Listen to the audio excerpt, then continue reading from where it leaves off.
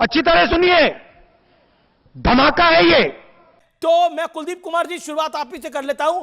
मतलब आप तो दूल्हा लाए थे इस चुनाव के अंदर, आपने तो दूल्हे को घोड़ी पे भी बिठा दिया था, लेकिन जनता ने दूल्हे को रिजेक्ट करा और आपको पार्सल कर दिया। अभी भी आप दूल्हा मंडप इसी में अटके पड़े हैं। क्या फायदा हुआ? देखिए अमीश भाई, ये जनता जनार्दन है और जिसको मौका देती है उसको जनता के लिए काम करने चाहिए। लेकिन मुझे तो बड़े दुख के साथ कहना पड़ रहा है कि आज 10 दिन के ज़्यादा बीत जाने के बावजूद भी सब कुछ तैयार है, मंडप भी तैयार है, बारात भी तैयार है, मंच भी सज गया है, लेकिन दूल्हा फरार है। लेकिन दूल्हा कहाँ है ये नहीं पता, ना तो चुनाव के पहले दूल्हा था ना चुनाव के बाद दूल्हा है। अरे भारतीय जनता पार्टी आज 10 दिनों से दिल्ली को कैबिनेट नहीं मिलती है, नई दिल्ली में भगदड़ मच जाती है, लोगों को दिक्कतें हो रही हैं, ना तो कैबिनेट है, ना शपथ है, ना दूल्हा है, ना मुख्यमंत्री है। इतनी सरफुटबल किस बात की है? तेरा तो गेम बजाना पड़ा, क्योंकि ये लूट खसोट की सरकार दिल्ली में बनने जा रही है। जिन्होंने पहले भी जब पहले मुख्यमंत्री इनके बने अभी तो 3-3 सरकार बनी नहीं है, अभी सरकार बनी नहीं है, लूट खसोट की सरकार आपने पहले उसको करार दे दिया है। रुको जरा, अभी तो मुख्यमंत्री का नाम भी नहीं घोषित हुआ है, कैबिनेट भी नहीं बनी, आप हमसे पूछ रहे हैं। तो मैं बताना चाहता हूं महोदय, आप सिर्फ प्रतिपक्ष में नहीं हैं, पंजाब में तो सत्ता में हैं, वहां तो 3 साल हो गए हैं, अब 2 ही साल बचे हैं सरकार के। तो कम से कम जो कहा था वो करके दिखा दीजिए ना। वो 1100 कहा था वही दे दीजिए, यहाँ जो कहा था 2100 वो दे दीजिए। अच्छा, वो ग्रंथी और पुजारी को पंजाब में देंगे कि नहीं देंगे? इसी कहते हैं पर उपदेश कुशल बहुतेरे। अब यहाँ मैं दूल्हे वाली बात पे कहना चाहूँगा, on the lighter note Amish ji, ये एक दूल्हे की फ़ोटो, घोड़े की फ़ोटो लेके घूम रहे थे कि साहब देखिए दूल्हा कौन है, दूल्हा कौन है। आपको ध्यान हो पिछले दिनों सोशल मीडिया पे एक गाना, पुराने वाले गाने का एक लाइन बड़ी चली थी ना कि कोई जाके इन्हें ये समझाए, सजनिया के मन में अभी इनकार है, जाने साजन क्यों घोड़े पे सवार है। अरे भैया, समझना चाहिए था, पहले घोड़े पे जाके पहले बैठ रहे हो। अरे दिल्ली वाले दुल्हनिया ले गए और अब आपके दिल का दर्द समझ सकते हैं। वैसे 4-6 दिन और, अभी तो आपकी पार्टी की सरकार है कार्यवाहक, तो कुछ दिन और आनंद ले लीजिए। मगर आपका जो दिल का दर्द है ना, ये दूल्हा बनने का ख्वाब छोड़ने के बाद वो खाली पीठ वाला घोड़ा कहाँ घास चर रहा है, ये भी जरा आपको बताना चाहिए। अभी मजा आएगा ना भिड़ो। लेकिन आपके तो नेता पर, जो कि पूर्व उप मुख्यमंत्री हैं, उन पे आरोप है, बीजेपी के विधायक कह रहे हैं कि पहले तो टूटी चोरी हुई थी उत्तर प्रदेश के अंदर, यहाँ तो फर्नीचर चोरी हुआ है। क्या बोला तूने? फर्नीचर चोरी हुआ है, एसी चोरी हुआ है, पंखे चोरी हुए हैं। देखिए रविंद्र सिंह नेगी ने बकायदा वीडियो बनाकर दिखाया है। एक से एक किस तरह की मानसिकता है आम आदमी पार्टी भरे हुए हैं भारतीय, मैं कहता रहा हूं, एक से एक नगीने भरे हुए भारतीय जनता पार्टी में। अभी सुधांशु जी ने कहा कि अभी तो दिल्ली में सरकार नहीं बनी है, अभी तो आप ही की सरकार है, कार्यवाहक मुख्यमंत्री हैं। तो मैं पूछना चाहता हूं कि रविंद्र सिंह नेगी के पास वो कार्यालय कहां से आ गया? उन्हें अलॉट कैसे हो गया कार्यालय? वो कार्यालय में कैसे चले गए? तू है कौन रे? उन्हें अलॉट नहीं हुआ तो पहली बात है। लेकिन सवाल ये नहीं है, सवाल ये है कि उनको जानकारी होनी चाहिए। अगर वो पहली बार विधायक बने हैं तो इनको ये जानकारी होनी चाहिए कि दिल्ली में जो विधायक कार्यालय मिलते हैं, उन विधायक कार्यालयों की बिल्डिंग जो है वो सरकार बना के देती है, वहां का फर्नीचर सरकार नहीं देती है। वहां जो भी विधायक बैठता है वो अपने पैसे से, अपनी राशि से उसको ठीक कराने का काम करता है। जो उनके समर्थक होते हैं, जो उनके साथी होते हैं, कोई कुर्सी लेके आता, कुछ लेके आता, काम करने का काम करते हैं। लेकिन इनको केवल झूठे लोग हैं, इनकी झूठ की पराकाष्ठा है, सस्ती लोकप्रियता बटोरने का काम भारतीय जनता पार्टी के लोग कर रहे हैं। अब इनको दिखाने का लेकिन वो दावा कर रहे हैं कि हम कितने बड़े झूठे साबित हो सकते हैं। सरकारी पैसे का सामान था जो आम आदमी पार्टी के नेता उखाड़ के ले गए हैं। पहली बार नहीं है आरोप। देखिए, वो कह रहे हैं जैसे शीश महल में इन्होंने पैसे की बर्बादी करी, यहां पर भी करी है। वो शीश महल से इक्वेट कर रहे हैं। जानकारी, मैंने शीश महल में चोरी हुई और अब विधायक के कैंप ऑफिस में चोरी हुई।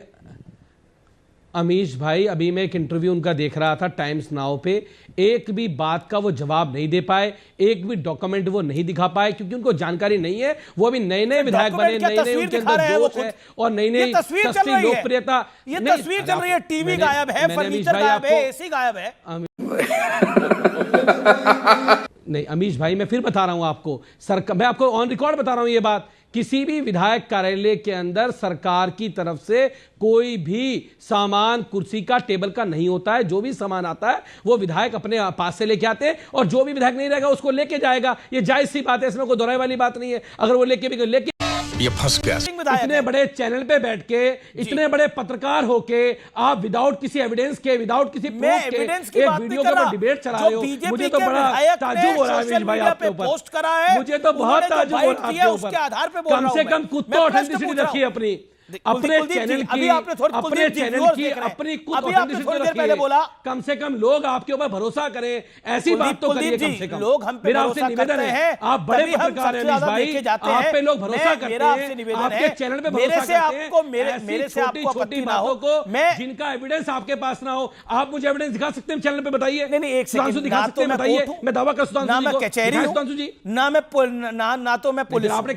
मेरा सवाल आपसे ये है, अभी आपने बोला, अभी कुलदीप कुमार ऐसा नहीं होगा, कुलदीप जी ऐसा नहीं होगा। ये चुप है, मेरा निवेदन को स्वीकार करिए। मैं अपने कार्यक्रम में तू करता नहीं हूं। अभी आपने थोड़ी देर पहले बोला ये सवाल हमारा था इसलिए हम उतार के लेके गए, और अभी आप कह रहे हैं कि ये एसी डिपार्टमेंट उतार के लेके गया है। तो पहली बात सही है, दूसरी सही है। पॉइंट नंबर 1 बस कि उत्तर प्रदेश में टूटी चोरी हुई थी, यहाँ पर एसी फर्नीचर चोरी हो गया। अमीश भाई क्यों कह रहे हैं? और आम आदमी पार्टी कह रही है ये फर्जी आरोप है, ये फर्जी आरोप है, ये झूठे आरोप है। अमीश जी, मैं टेक्निकल बात कहता हूं, जो कुलदीप जी ने कहा, साहब सरकार कार्यवाहक होती है, विधायक कार्यवाहक नहीं होता है। विधायक का तो जिस दिन चुनाव परिणाम घोषित हो गया, दूसरा विधायक इलेक्शन के जिस दिन उसको विनिंग का सर्टिफिकेट मिल गया, प्रीवियस विधायक का काम खत्म हो गया और नया विधायक बन गया। इसलिए आप ये कह रहे हैं अभी तो विधायक बने नहीं, अभी तो ये नहीं हुआ, यह बात गलत है। अब दूसरी बात आपने कहा, तो जहां तक मेरी जानकारी है, मैं नहीं कह सकता कि दिल्ली में विधानसभा में क्या रूल है कि फर्नीचर विधायक लेके आता है, पर मेरी जहां तक जानकारी सरकारी कार्यालयों में फर्नीचर भी संबंधित विभाग देता है। चलिए कोई बात नहीं, पर एसी तो कोई बाहर वाला नहीं लेके आता। चलिए फिर भी अगर हम आपकी बात मान लें, तो अभी आप हमसे कह रहे थे कि 10 दिन हो गए मुख्यमंत्री नहीं बना है, तो महोदय आपके विधायकों को, पूर्व विधायक बने हुए 10 दिन हो गए हैं, तो आपको सबको पता होगा जब विधायक हटता है या सांसद हटता है तो उसे राज्य संपत्ति विभाग से एनओसी लेना पड़ता है, यानी ये दिखाना पड़ता है कि हमने सारा पेमेंट कर दिया है, अब मेरे ऊपर कोई बकाया नहीं है। तो आप हमसे क्या कागजी सबूत मांग रहे हैं? आपको दिखाना चाहिए आपके विधायक को कि ये देखो भाई, ये है मेरा कागज, मैंने एनओसी ले लिया है, मेरे ऊपर कोई ड्यू नहीं है। आप उल्टा कह रहे हैं डॉक्यूमेंट्री एविडेंस दिखाइए, डॉक्यूमेंट्री एविडेंस दिखाइए, और अगर नहीं लिया है तो 10 दिन तक काहे बैठे हुए थे भजन करने के लिए?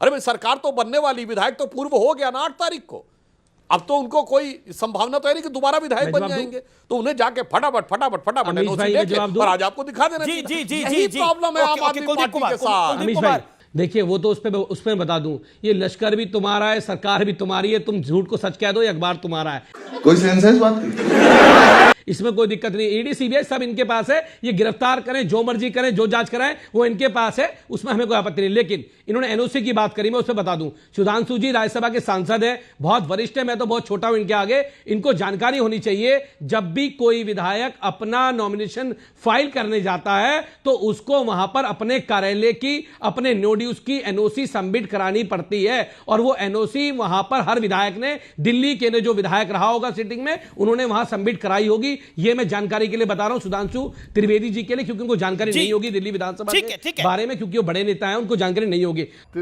तो गया बेटे। यूपी में टूटी वाले मामले को सामने ले आया, क्यों? कारण क्या है? देखिए अमीश जी, मैं बताना चाहता हूं, देखिए कितनी अच्छी बात थी कुलदीप जी, यही तो मैं कह रहा था। हम सबको दोबारा नामांकन देते समय सारा एनओसी लेना पड़ता है, तो आपके पास तो डॉक्यूमेंट्री एविडेंस होगा ना, दिखाइए कि मैंने अपना एसी जो था हमने यूज ही नहीं किया था, एसी पीडब्ल्यूडी का नहीं था, हमारा था, फर्नीचर हमारा था, ये लिखा होगा ना, तो लाना चाहिए था उन विधायक महोदय को। यही तो मैं कह रहा हूं, और आप आकर यहाँ जोर जोर से दहाड़ के कहने लगते हैं डॉक्यूमेंट्री एविडेंस दिखाइए। अब तो आपने तो कह दिया नामांकन के समय डॉक्यूमेंट्री एविडेंस था, तो अब तक सुनिए वो तो चुनाव आयोग में सबमिट आप निकाल लीजिए, एफिडेविट में चुनाव आयोग की वेबसाइट पे सबमिट आप निकाल लीजिएगा उसको वहां से। सिसोदिया जी को सोशल मीडिया पे वो एनओसी छेप देना चाहिए था कि देखो भाई मैंने तो ये लिया ही नहीं है, मेरे पास तो ये था ही नहीं, अभी तक न आना इस बात का प्रमाण है कि कुछ कुछ जो यूपी में आरोप पीडब्ल्यूडी लगता के था, अधिकारियों ने टोटी कह दिया वाला, है तमाम वाला, सुधांशु फलाना जी वाला, आपके और वो विधायक सारी कुलदीप कुमार, झूठी ऐसे नहीं, बातें। अनुराग भदौरिया इसलिए आएंगे। मैं कह रहा हूं मेरे को समझ में नहीं आ रहा, आपका तो कोई मामला ही नहीं था, लेकिन ये टूटी का मामला क्यों आ जाता है बार बार? ये टोटी आपका पीछा नहीं छोड़ रही है, अब उस ये टोटी को छोड़िए पीछे आप। वही तो आपसे कह रहा था।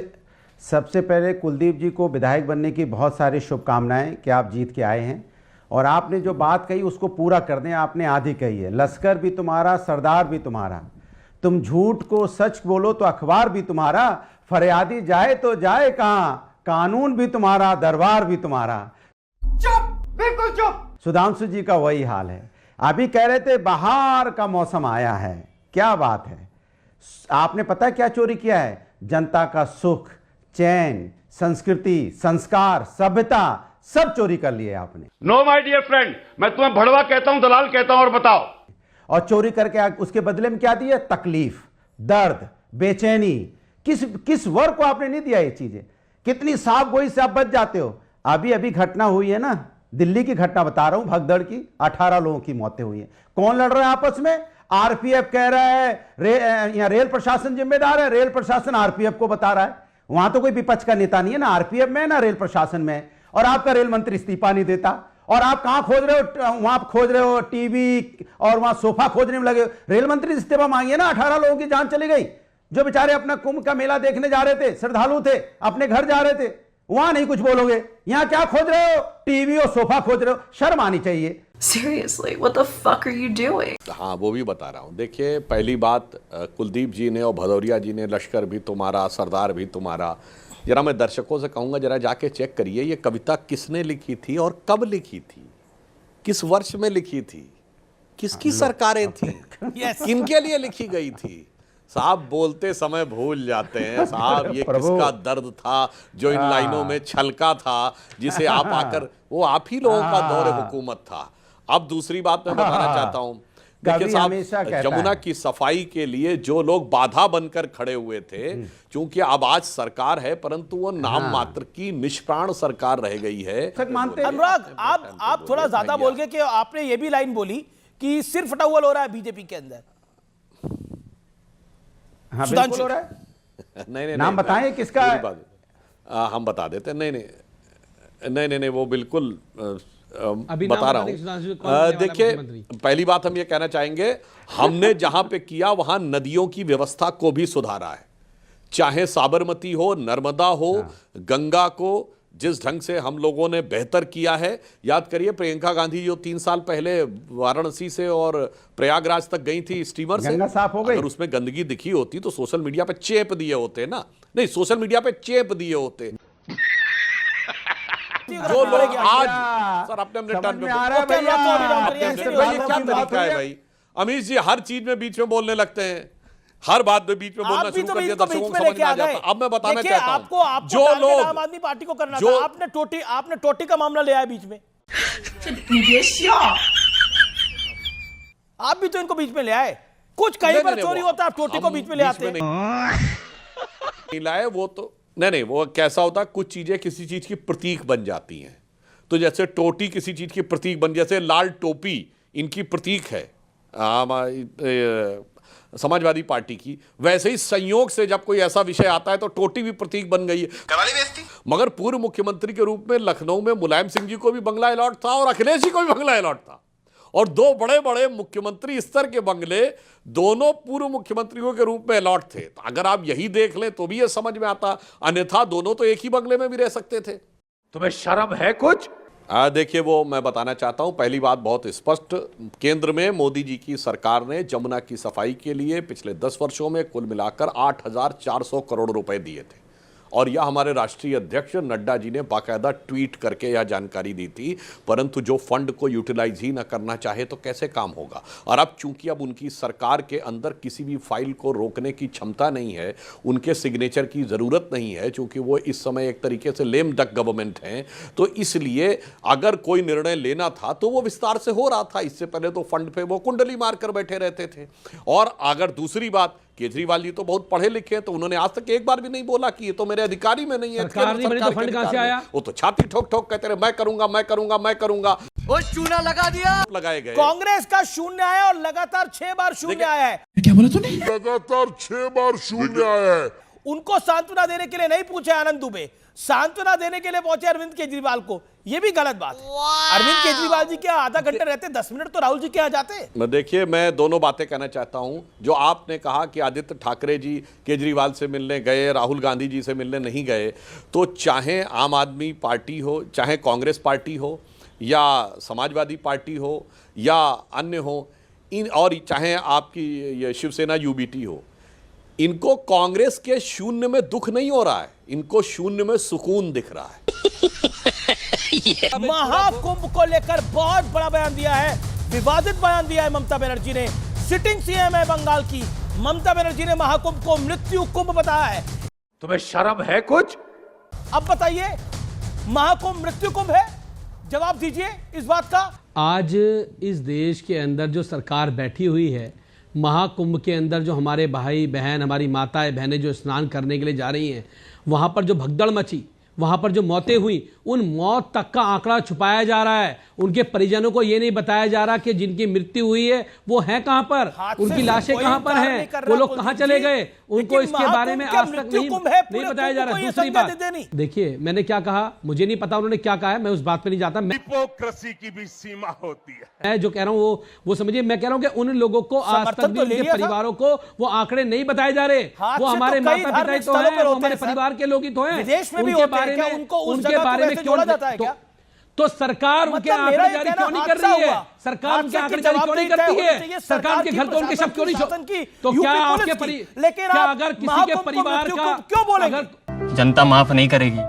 अमीश भाई, अगर किसी के परिवार का कोई व्यक्ति उसमें अगर उसमें हादसे में शिकार हुआ, अगर उसमें शिकार हुआ तो उनको उसकी डेड बॉडी नहीं मिलनी चाहिए। ये आम आदमी पार्टी, ये समाजवादी पार्टी और ये उद्धव सेना आज समर्थन करेंगी ममता बनर्जी के बयान का, या फिर मौन रखे रहेंगी और फिर कहेंगी चुनाव में जीत जाए हम। और इस देश की 80% आबादी इसको नहीं देखेगी, समर्थन नहीं करते। मतलब महाकुंभ को मृत्यु कुंभ कह दिया जाएगा और बिल्कुल कोई इसका पॉलिटिकल इंपैक्ट भी नहीं होना चाहिए। जी, व्यवस्थाओं को लेकर आप बोलिए, मृत्यु कुंभ क्या बोला जाएगा? और मेरा प्रश्न ये है कि आप लोग कंडेम तो करिए, कम से कम ये गलत बोला है, वापस लेने चाहिए ये शब्द। अमीश भाई,